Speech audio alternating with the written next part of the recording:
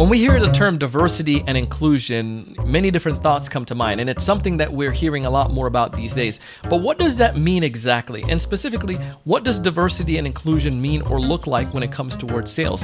In today's episode, two of my friends are going to jump on this episode with me, two professionals who I feel can help us to better understand this topic and to have more of a meaningful, an open discussion about it. You're going to love it.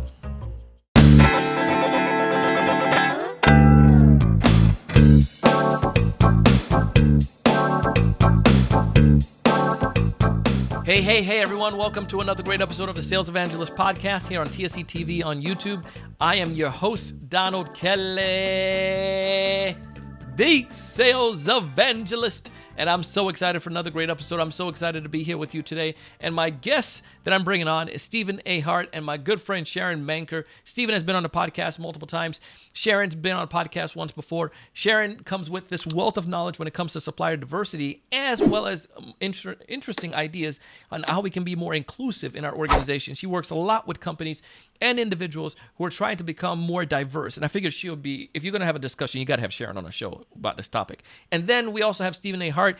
You can also find Stephen over at Trailblazer. We have a link back to his podcast, but he has an amazing podcast where he interviews Black professionals, and he hears about the challenges and some of the obstacles that they had to go through to become successful. So I figured it would be such an important thing to have Stephen as well on this podcast. They go into some really good points. I don't want to give it all away, so we're going to go ahead and dive straight into it, and hopefully this can help you as we have an honest discussion, an honest conversation about supplier diversity, as well as this idea of building a diverse team and how that's going to help us all in the long run. Welcome to the show, y'all. Thank you so much for being here, Sharon and Stephen. Thanks for having us. Thank you. Really looking forward to this. I'll brag about you there for a little bit, Sharon, and also Stephen. Both of you are returning guests to our podcast. So I must have done something right the first time to allow you all to come back, or you're willing to come back to me. So appreciate it much. Thank you about that. But today we're going to be talking about diversity and inclusion, but specifically, what does that look like in sales? Let's just go right into it and start talking. Diversity and inclusion is something that many organizations are talking about right now. Why don't we answer what that is exactly right now, and what it's not? Anyone willing to jump in and talk off what that is? Sharon? Well, for me, so diversity, and we're going to put this in the sales context because I've been in supply chain for over 20 years, right? So diversity is there's an old quote about being invited to the table, and inclusion is actually having a seat at the table and being able to participate in whatever that opportunity is. So we got to be very mindful, right? Because in this day and age, words matter. And everything matters when we're talking about trying to be more inclusive in the diverse universe that we have. Oh, yeah. Stephen? Yeah, just to add to what Sharon said, and it's absolutely being able to secure that seat, but also not just checking the box as an organization, right? That equity component is key. And so, there are some unconscious biases that we all have that need to get broken down if we are to, in fact, begin to employ true diversity, equity, and inclusion in a sales department, but in an organization as a whole. When you think about that, are any biases come to mind for either of you that you can think about that maybe organizations have, or regarding regarding the topic of diversity or inclusion or equity, or making sure the team is diverse? Yeah, so if we're going to be transparent and real, right? Majority of organizations still are represented, especially in sales, by cisgender white men, right? And so the old boys network is still very much present, and networking, right, happens in that setting. And I think we all have different biases, but for for a white man, maybe in his middle age, right? He doesn't have the network of likely, and I'm generalizing here, right? Not for everybody, but the likelihood of a white man having a deep network of people of color, black women, black women, black men, understanding and being able to truly relate to is problematic. And what the media portrays, right, does not represent who we are, right? And so growing up, the likelihood is you have a certain mindset towards people of color, and so that translates into the workplace, right? And so naturally you're going to gravitate to what you know or what you've been taught, just as happens to all of us, right? I had a conversation a couple months ago, and you could relate to everybody who is probably a parent can relate to certain things that you do as parents that you're teaching your sons to do differently than you're teaching your daughters to do. It's just the way we're brought up. And so it's not to place blame, but there are these biases that we're brought up with that we all need to check at the door, right? If we are to, in fact, be able to move forward in creating a better environment. That's a really good point, because, and I agree with Stephen wholeheartedly, right? We all have some type of bias, right? And a lot of times what we do is we do what's comfortable. Talking about bias, talking about race, talking about what's uncomfortable are those critical conversations that will move the needle. Getting over yourself, getting over what you have been taught or shown, and having that revelation is a pivotal turning point for you to get to. But that takes time, and that takes willingness and openness to have those conversations about how different we are, but how alike we are, and how can we come together to receive or to get or to create the desired outcome that we want, right? In sales, they're looking to make a deal. In organizations, like large corporations, they're looking to, make their numbers for diversity, supplier diversity, or workforce diversity, but they're also looking for employees or salespeople who are engaged in either the mission and vision of the company, right? So don't come to me as a supply chain person and say, oh, hey, I want to do business with your company. I'm a diverse supplier. That's nice. It's great. That's great. That's awesome. However, first thing I say as I try to position them is, what is your product or service? What's the quality level? What's your service level? Who have you worked with? These are all the things I need them to have in their wheelhouse so that I can help other people get over their bias, right? Conscious or non, the only way I can help position any type of salesperson that I talk to be able to have that conversation with our business or even with other organizations is for them to get out of their heads of what they think I'm looking for, right? I hope that makes sense, because it's a lot. It was a lot in that answer. Yeah, I mean, and I think when they listen to these episodes, folks listen to these episodes, it's like drinking that orange juice, concentrated orange juice. It's just like, it's thick, right? There's a lot into it. But going back to a few points that you make, though, like one of the thoughts that came to mind was, you could say you have something on paper, but then when actually is it actually what you're doing internally? And one of my friends, Cynthia Barnes, her and I had a discussion, and this was where her episode comes out tomorrow, actually, or on Friday and Wednesday. Today's Monday. Whenever this episode goes live, it's Monday. Wednesday she goes. But Cynthia talked about how if you have the culture established, that is like say if it's in when it comes towards women in sales, if it's like a bro culture, then the woman's not going to stick around. And it's the same thing if your company has this culture where it doesn't, you're just going to get one person to fulfill a quota. So you can say, yeah, I have a diverse sales team. Your culture, if that culture is not there, that person's not going to stick around and they're going to leave. Such a great point, BK. Absolutely. I work by day in cybersecurity.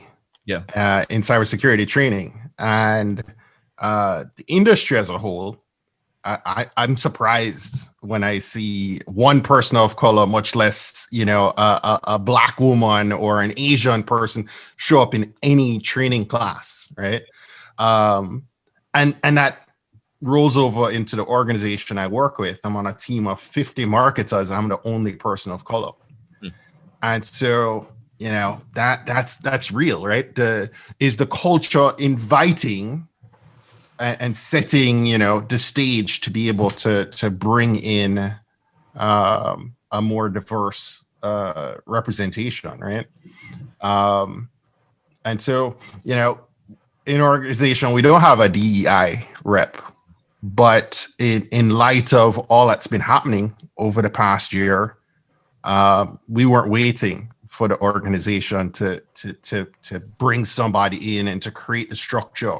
We jumped off and created a task force and began taking steps towards different initiatives that are focused within the organization, but the industry as a whole. And so there are things you can do, if you're a small organization that maybe you don't have the budget for, a DEI rep or a DEI consultant, agency to come in, but there's still things that you can do to impact the culture of the organization. Sharon, go on to that. Like, how do we help to shape that culture? Any thoughts on that? Culture is very important. So I know at the organization I'm with, we are very much committed to that culture of inclusion and diversity. They just hired a chief diversity officer. I report to the senior manager of supplier diversity. These are initiatives that, highlight the differences. We have like self-reporting that people can do. If you want to self-report that you are a veteran, you want to self-report that you are LGBTQ, you can do that, without any repercussions, right? You want to be comfortable in the skin you're in when you come to work. And here it is so championed that's why we stay, right? We don't stay if we don't feel comfortable. We don't stay if we don't feel acknowledged or valued. And the fact that we can all work together when there is an issue and say, okay, well, this is my thought process behind that, right? So where's the organization stand on that? And it's encouraged that we have those discussions so that, like I said, those critical conversations, that's what's important. Those being able and willing to have those critical conversations will make sure that the culture is sustainable. And I think that it invites, it really does take the top, right? The people at the top to invite and say, hey, you know what? Let's create an environment where we can have these uncomfortable conversations and be, inviting to hear. I think Sharon touched on this before. It's not necessarily, everybody has opinions in 2021, right? And it's very combative, or society in general. But we need to be able to create that environment in our workplace that says, hey, you know what? Let's all come sit down and have discussions about whether it's the bias or the culture, or just our differences. And because I think that's the start, right? We have to be able to see where each other, are and have the empathy to see through somebody else's perspective. I mean, I hear you on that, because I'm even thinking about it, listening to some people might say, well, I don't see the need for you to focus on this topic, Donald. I don't think this is it's needed. I think it's more of that forms more that forms more division, because it's like us versus them concept rather than, we're all a team. I mean, how do you go about what would you say to someone like that? They're like saying, they might say something about what we're talking about here now, like diversity and inclusion, and that may not be as open to this mindset or this idea and think that it's needed. Am I making any sense with this, y'all? So I can share, very openly. As I shared, we've created a task force, and in our particular situation, we've hired an outside agency to come in and to begin to train. They're going to be training our leadership first, then training the trainers, the people in the task force. Then, our group, our collective is going to go out and begin being sort of the mediator in some of these conversations that we have throughout the organization in different departments. So that's the approach we're taking. But again, I think it has to begin at the top, right? There has to be buy-in at the very top. And so, we chose to go to a third party and have an agency that is like a Sharon that comes in and explains things that we don't always see, right? Because in sales, things move so fast on different techniques and strategies, right?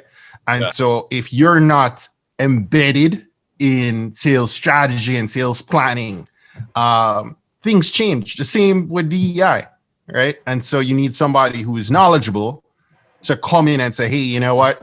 Based on where we are today, in a COVID climate, in a racially divided environment, let's talk about DEI. These are the things you need to know as a leader on how to use the right words, as Sharon touched on. And then from there, they now have the knowledge and understanding of an awareness of the importance of that type of training and conversation. Sure. And that's very important message to get out, right? So the organization I'm with now, they are very much champions of training for everyone, from the top to the middle to the field. Everyone gets trained on unconscious bias, on how can we have those conversations. We've had town halls about being an ally. How do you be an ally and how do you be an advocate, right? So I am an advocate. I advocate for women-owned, veteran-owned, minority-owned, LGBTQ-owned, disabled-owned businesses every day, all day. And my passion sometimes can come across as too much for some people. So how do I tone that down, right? How do I make sure my allies don't get scared? Okay. How do I make sure my allies will make sure that even when I'm not in the room, diversity, supplier diversity is in the room and has a seat at the table, right? Because I'm not in every meeting across all the business units nationally, right? But they know that it's a mission and it's a part of a value system for the organization. And so as such, if Sharon thinks it's important, why should I think it's important? And if Sharon's not here, why I'm going to speak like Sharon is here and say, hey, is there any diversity in this initiative, in this sourcing initiative? How can we do this? How can we promote this? And what can we do?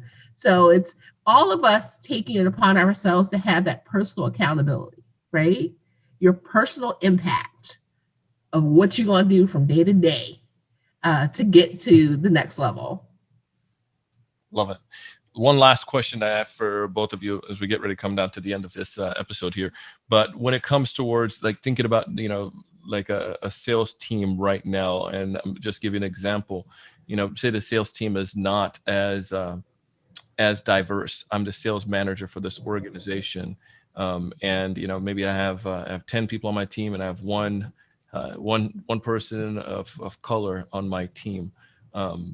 You have a case for me, and you're going to give me that one reason why you think that my sales team should expand, besides the point that it's the right thing to do, besides the point that it looks better.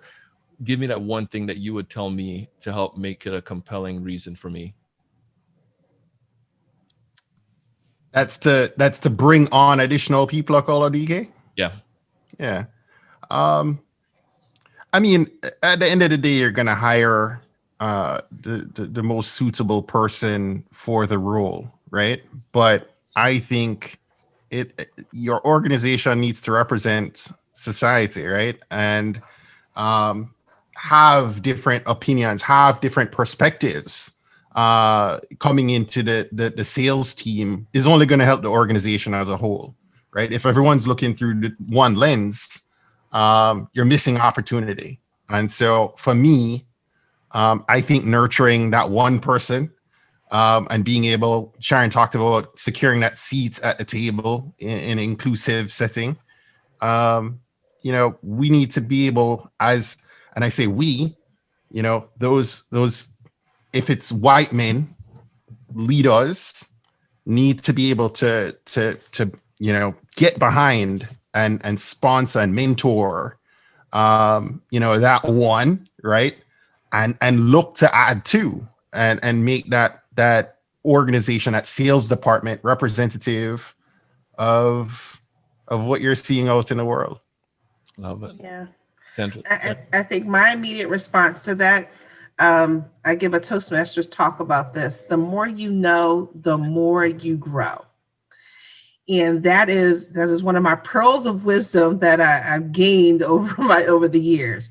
The more you know about whatever you're trying to achieve, right? If they want to increase their workforce, they want to increase their money, right? That's the bottom line. And unless you have that diversity of thought, you can't have innovation. Unless you are inclusive, you won't even know what else is out there because you won't even know what markets you're not tapping into. You don't know what you don't know, right? You don't know what you don't know. Yes. So you have to take the time to know.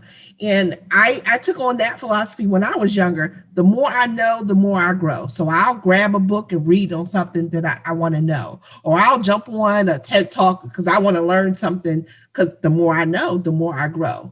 As a person, financially, as an individual, spiritually, however you want to package it for yourself. Yeah. But the more you know, you are going to be able to make strides, leaps, and bounds above your competitors. Love this. I mean, if your sales team listening to this here, I mean, I feel the conversation that we walk away from is just being one of the major things I'm walking away is that be open to evaluate, be open to look and to really self-examine and to say, am I doing enough to be inclusive? And I don't think you can never be enough. I think there's more. We can always do something to be better, whether that's creating a task force or a third-party organization or reevaluating the way that we, the things that we're doing and how we're hiring or whatnot. There's many different things that you all shared. I think that's a great tie-in, DK. There's no destination. It's a continual iterative process. Yes, of being humble. Yeah. Humble yourself. You're always going to find someone else out there that knows more than you. Yeah. Be humble and learn from them. So I appreciate this. More people need to talk more about this, especially within our industry and sales. And I appreciate you all coming today and being helpful with that. You're doing both amazing things right now. Both of you are doing some amazing things. You mind giving us a big plug? Sharon, where can we go and connect with you and to be friends with you? Well, you can connect with me on LinkedIn. I am supplier diversity professional, supply chain professional. Been around for a long time. Anyway, but in 2020, I actually got the triple crown. So I got VBE, so Veteran-Owned Business Advocate of the Year, Minority-Owned Business Advocate of the Year, and WeBank East Champion of the Year. So I'm trying to do better than what I did last year, but that's going to be a hard to top. So I'm just going to keep going and see where I am. If anyone could do it, we know Sharon can. You're helping a lot of people out. I appreciate you, and I just love it, and I love following you and your content. Thank you. Made total sense to have you come in and talk to us today. And Brother Stephen Hart, how about you? Where can we go to camp out and connect with you, be friends? I am Stephen A. Hart everywhere. So you can hop on my website at stephenahart.com. And I'm very active on LinkedIn and on Twitter at Stephen A. Hart. Love it. And make sure you subscribe to his podcast and make sure you connect with Sharon so you can get some latest updates on the content she shared. Both of you, thank you so much for coming on the show today. It means a lot, and I appreciate you. Thanks for having us, BK. Thank you. Listen, that was Sharon Manker and Stephen A. Hart. If you'd like to connect with them both, you can find all the details by just scrolling down below. We have it in the comment area. If you're watching this on TSC TV on YouTube, if you're listening on Apple Podcasts, click on the cover art. You can find all the details there, as well as go back to our website, thesalesevangelist.com. Go to the podcast tab, and you can scroll down. You'll see this episode. Listen, we're bringing you this content because we want to help you. And I know sometimes this may be a difficult conversation to have because sometimes this requires us to just be, let's repeat that again. It requires us to be more humble and to recognize if we have these challenges or limiting diversity in our company, and how can we improve and fix that. And I would ask you as an individual contributor as well, look for ways that you can become more of an advocate and help with this, become an ally. As you are listening to the show and this is your first time, go ahead and subscribe. If you're listening on Apple Podcasts, hit subscribe. Would love to have you come back and listen to more of our amazing content. As always, I bring on guests like this because I want to help you. I want you to find more of those ideal customers. I want you to know what you got to do to make that money, man. I want you to be able to close more deals. But most importantly, I want you to go out each and every single day and do big things. Thanks so much for watching. Hey, thanks so much for taking the time to watch this video today. If you enjoyed the content, I ask you to go ahead and hit that like button, that thumbs up at the bottom right-hand corner. Also, to make sure to subscribe if you haven't done so already. This way, we'll keep you up to date with all the latest sales strategies, latest tools, and things that are going to help you to not only find more prospects, but to close more deals. Thanks so much.